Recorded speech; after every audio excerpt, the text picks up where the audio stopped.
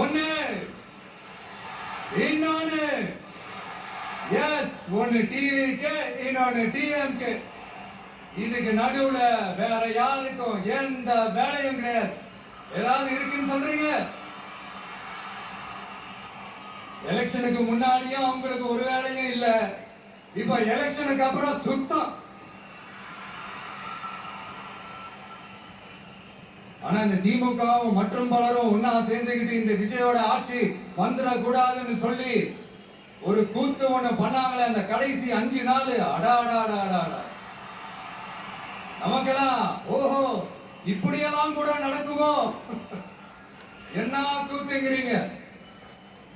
ஆனா ஃபியூச்சர் என்னவா இருக்குன்றத மட்டும் இப்ப நான் சொல்றேன். உங்களுக்காக உண்மையா உழைக்க வந்த இந்த விஜயா, இல்ல இந்த விஜயோட ஆட்சி அமைஞ்சிட கூடாதுன்னு தடுக்க நினைச்ச ஸ்டாலின் சாரா?